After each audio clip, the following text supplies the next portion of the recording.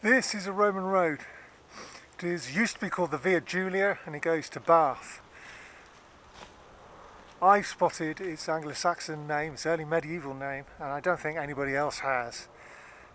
Dare I go up against all the academics, all the amateurs, all the antiquarians, all the chaps in the local antiquarian and archaeological societies, all of whom have, I believe, missed it?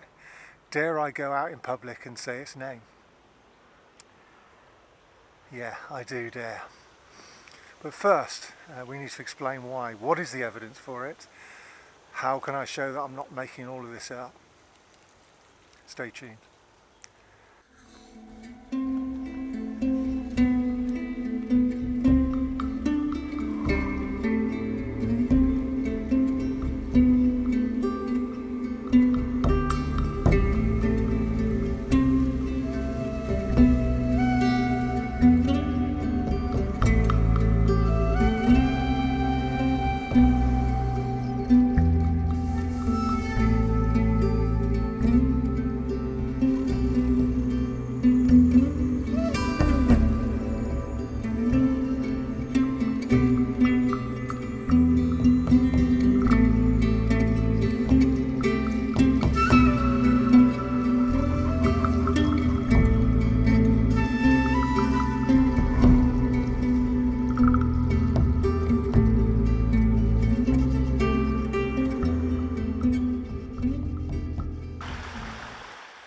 This is the Lochsarn in the Saxon Charter of Westtune, Weston in Bath, and I don't know what it means, but it is the river name because it's come to us as Loxbrook today. It has lost its case ending, which throughout English, Old English was very much like German. It conjugated and had case endings. We sort of got rid of most of that to make our language easy to understand. And it is so losing the an off the end is very predictable. It is the only fly in that ointment is it's today called the Westbrook, but it is on it's definitely on it's the same water channel as the Loxbrook down by the Avon.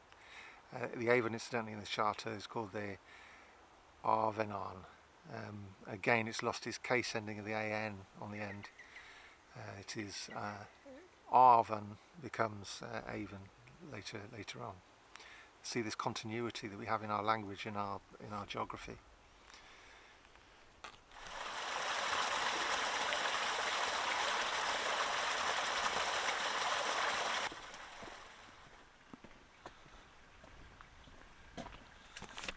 I'm going up there, curses.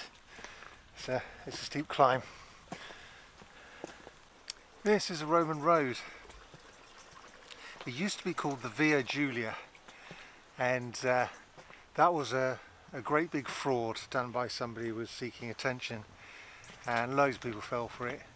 And that disastrous infiltration into our culture rippled down the ages and even turns up in textbooks even today. But what is its real name?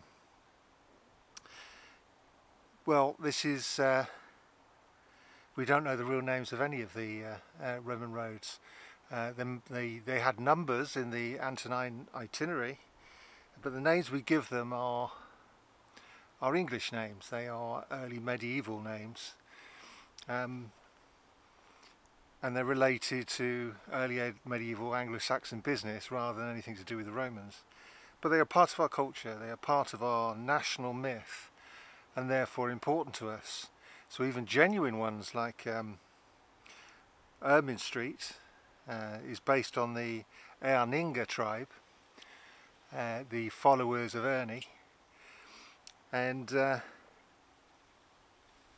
but we also have Ermine Way, which is in Berkshire, nowhere near Ermine Street, in Berkshire going to Swindon, and that's Ermine Way. That's got nothing to do with the Erninga. It's a mistake. It's fake, but it's very hard to get rid of because these parts of our national myth, of our origin story, are so important to us. We don't want to give them up. So I'm going to carry on calling this Via Julia until I announce what its early medieval name is. And this has real dilemmas for me because it could be argued I'm hitting peak arrogance.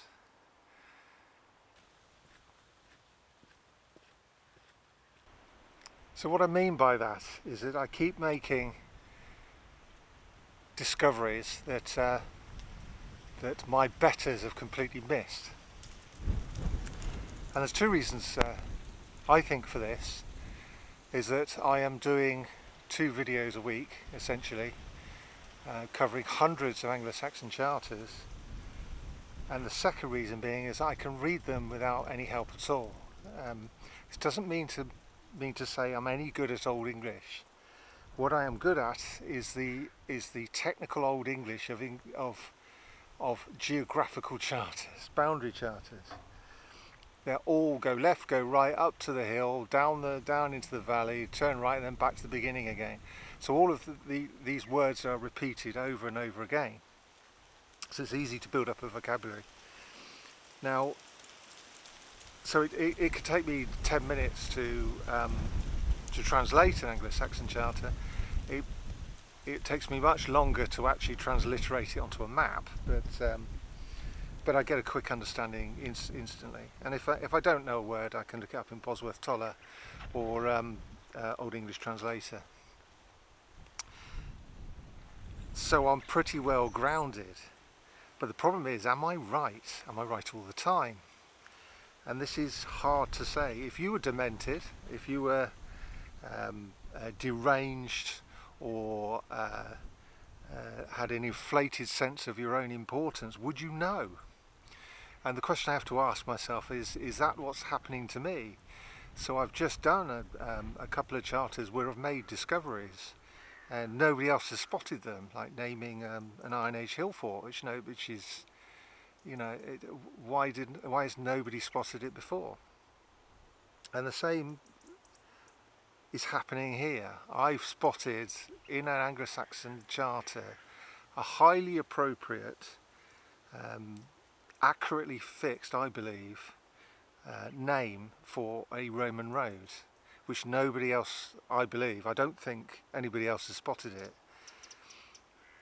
And I feel like a fraud, like I don't belong here. Where are the academics? What are they up to? Why haven't they spotted it? And but I'm pretty sure I have to be careful to be sure I'm not just telling the truth, but being able to evidence what I'm saying, and I can evidence this.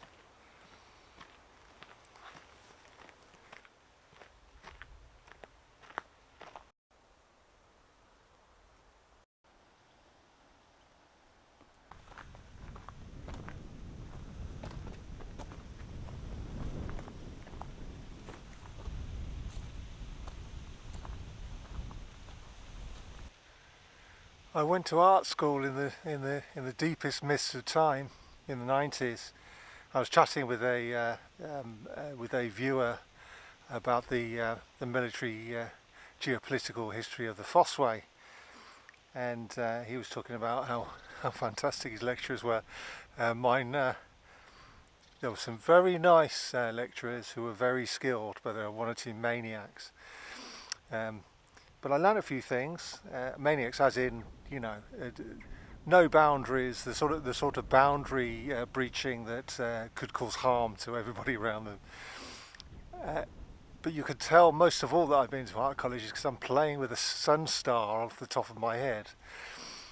And this is called expression, where you do something in your work, in your visual art. Now, I'm not saying I'm good, I'm just saying I have a good theoretical background.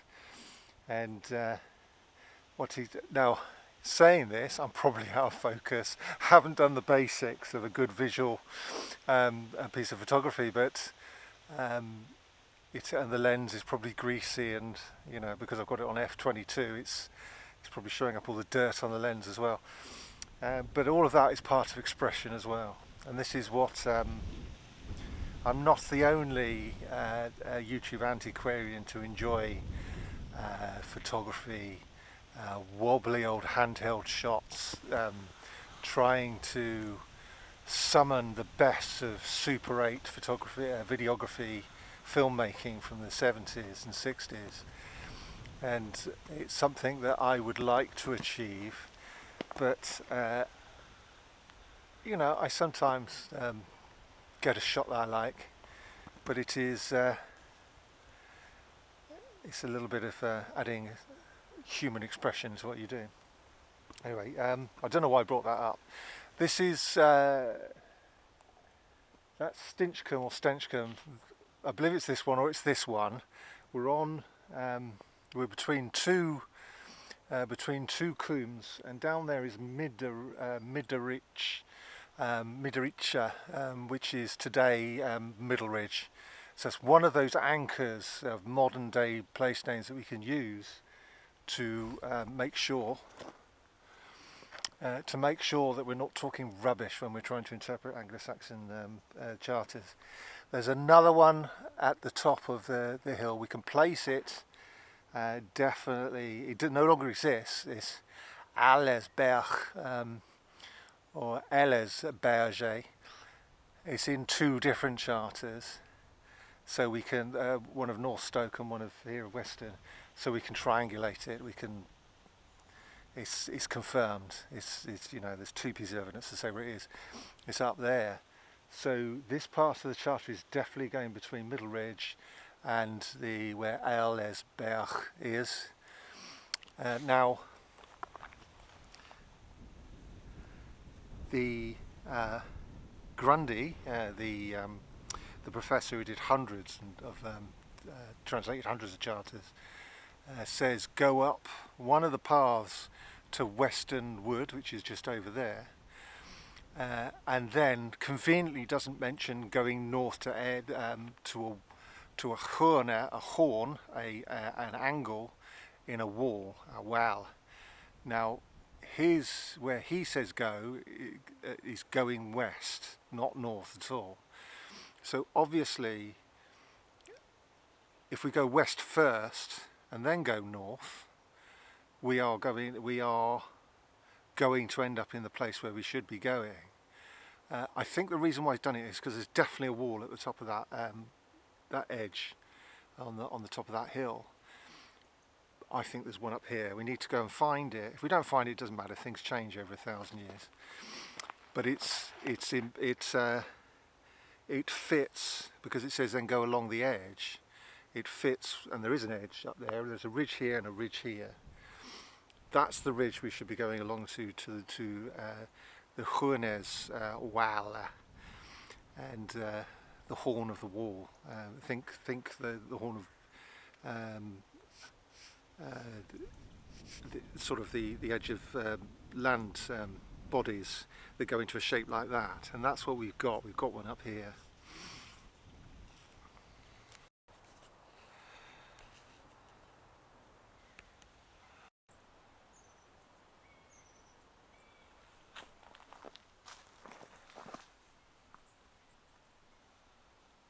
The reason why this road is pretty bendy is because it's got to get up this hill, and I'm sure one of the field names of this wood here is cleave, which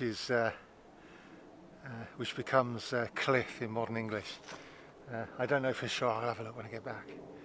But oh, why?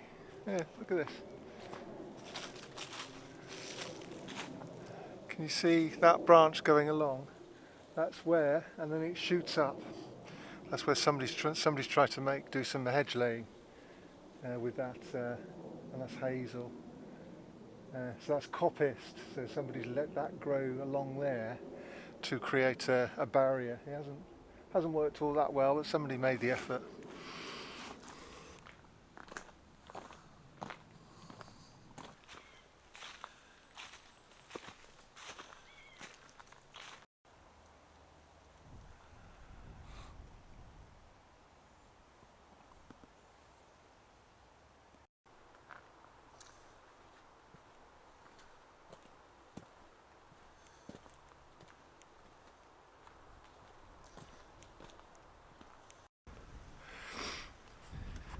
I've come up towards a bit more closer to Kelston Hill over there, and the reason being is because I got up to the top of the edge as the Saxon Charter said, to find no wall, and I had a moment's panic.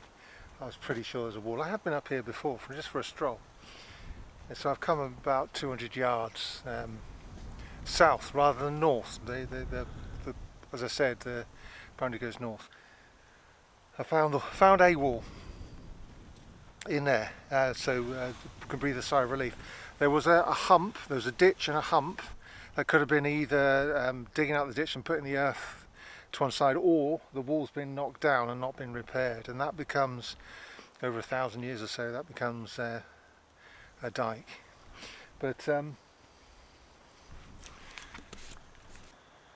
should be able to see it there. See, it's a dry stone wall. If I'm correct, that wall is at least 1,050 years old. Can you see that? Beautiful. Oh, I'm well pleased with that. Right, let's head north, see if we can see some more evidence north.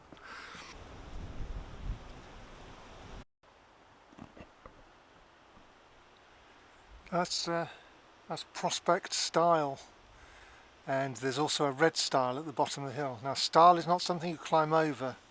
Well, it does become later on. The climbing element is there. It is stiel, slope, uphill path, and that's it's both at the top and the bottom of the hill. I'm leaving the Roman road now and heading north up to Prospect Stile. Prospect Stile, I think, is the horn of the wall, the horn of the wall, and it sticks out in a horn shape like this from the top.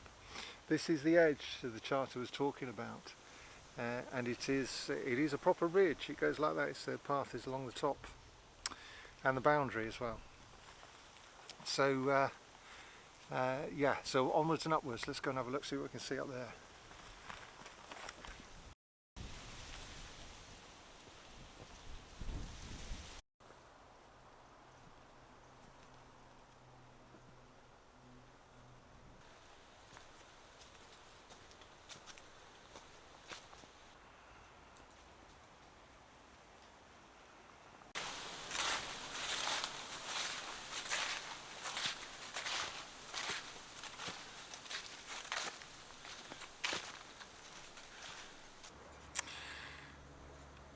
The Roman road is called the Stanactan Way, which means stony way, and there are other Roman roads that are called Stony Way, Stanway, and so on, the Staneway. So it's entirely in keeping. I can't believe anybody's not spotted it before, but I'm pretty sure I'm right. Those landmarks are confirmable. So yeah, it's just behind me now. It goes on down to North Stoke and then to Bristol from Bath, and it doesn't take any prisoners going up slopes. Obviously, going along the Avon, there's a road going along the Avon today, but it's clearly not direct enough for the Romans. It is too wet, I would have thought, or other reasons for it. But anyway. Let's have a little look around, then I'm going to take a path I've never taken going back down the hill, which I'm looking forward to, just to see something a bit different. I don't have any landmarks yet for that area, but I want to go just for my own pleasure to go and have a look.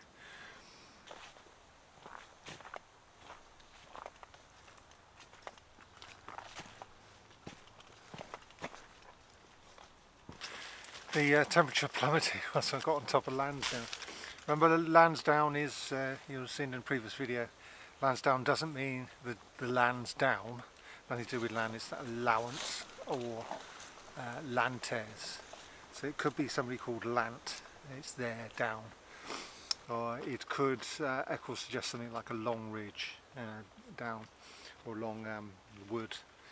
I'm not particularly convinced, but it's not Lansdowne anyway. It's just the sounds become that. But anyway, I finished now. It was absolutely freezing on the top of Lansdowne, I think it was not absolutely, it was probably about 2 degrees. I'm not used to being the temperature being that low. That's winter temperatures. A north wind, probably coming down from Siberia. And as soon as I came below the ridge, back down that path I was telling you, we went up like 10 degrees. No, 7 degrees, something like that. It's about 10 degrees now, I'd estimate. And because we're on a south-facing slope with the sun shining. And the sun shined all day long, and it's been very nice to have a bright day instead of the dreariness we've had so far. Thank you for watching. I hope you've enjoyed it. If you've enjoyed it, please watch this one next. I hope to do more Roman roads and so on in the future. I'm going to be meeting up with Darren from the CEO of WC21 Productions Limited, and we're going to do a video over in his neck of the woods. But anyway, right, onwards and upwards. Thank you for watching. I'll see you later. Ta-da for now.